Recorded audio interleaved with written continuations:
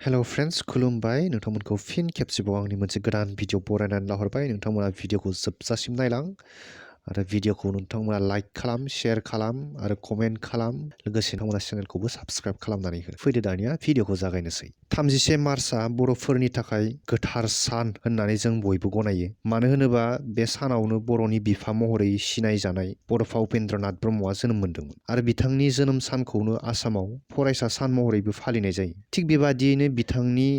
69थि जोनोम सानखौ दाब दाब ओनसोलाव मैया बायदि हाबाफारि लानानै खुंफुंनाय जायो आरो बे खुंफुंबाय थानाय समावनो मैयानि सानावनो आरोबाव जों बर'फोरा मोनसे बेसेबांबा गोजोनथाव खौरांखौ मोननो हादोंमोन आरो बे खौराङा जाहैबाय गोदो गोदायनिफ्रायनो जायफोर जिनिसखौ बा आइजें आइलाफोरखौ गावनि होननानै जों सिनायथि होबोगासिनो जों गावनि हारिमु होननानै सिनायथि होबोगासिनोमोन बैफोर आइजेंफोरा मैया जग्राफिकेल इन्डिकेसन थामहिनबा GI टेग मोननो हाबाय आरो दा बैफोर आइजेंफोरा जोंजों लोगोसे जों बर'फोरजों लोगोसे सरकारि भाबैबो बे बर'फोरनि जानानै थाबाय आरो दा मैया क'क्राझारनि दतमायाव दुलाराय बर' फरायसा आफादा बड'फा उपेन्द्रनाथ ब्रह्मनि जि 68थि जोनोम सान बे जोनोम सान फालिनायाव आसामनि मन्त्रि उरखाव गोरा ब्रह्मआ बाहागो लाहैदोंमोन आरो दा बै बाहागो लाहैनायाव खौरांगिरिफोरजों मोगा मोगियाव बिथाङा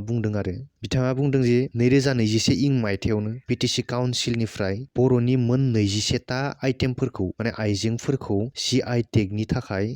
दाबि दैखांहरदोंमोन आरो दा थिग बेफोरबायदियैनो 13ता आइटेमफोरा GI टेगखौ मोनग्रोनो हाबाय आरो थाबोबावनाय जि आर'नाइजों लोगोसे मोन 8ता आइटेमफोराबो सेकेन्ड फेजआव थाबैनो फोसावजागोन होननानै आसामनि मन्त्रि UG ब्रह्मआ मैया खौरांगिरिफोरनि सिगाङाव बुंदों आरो दा जाखिनि आइजेंफोरा बर'नि आइजेंफोरा मैया GI टेग मोननो हाबाय दा बैफोर GI टेग मोननाय आइजेंफोरा अराय समनि थाखाय जोंनि बर'फोरनि जानानैनो थाबाय आरो रावबो हारि हारिसाया बैफोर आइजेंफोरखौ GI टेग मोननाय आइजेंफोरखौ जोंनि होननानै रावबो बुंनानैबो लानो हानाय नंला आरो बेखौ खावनानैबो सिखोमानानैबो लांनो हानाय नंला आरो जिखिनि बर'नि आइजेंफोर GI टेग मोननो थाबावबाय जाहाथे बैफोर आइजेंफोराबो थाबैनो GI टेग मोननो हायो बिनि थाखाय जोंनि BTCनि गभर्नमेन्टआ जाहाथे मोजाङै खामानि मावलायो बेखिनिखौ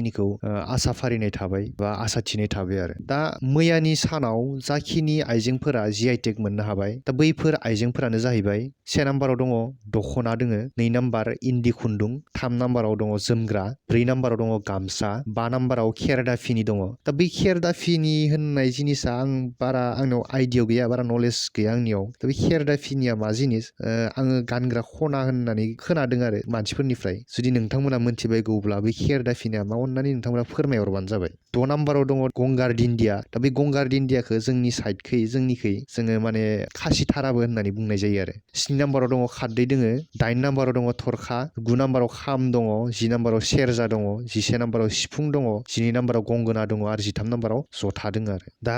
बैफोर जाखिनिखौ आं मख'बोबाय दा बैफोरो अराय समनि थाखाय जोंनि बर'नि हिसाबैनो बर'नि जानानैनो थाबाय आरो बियो दा बैखिनिखौ मोननायाव बैखिनि आइजेंफोरखौ जोङो सरकारि भाबै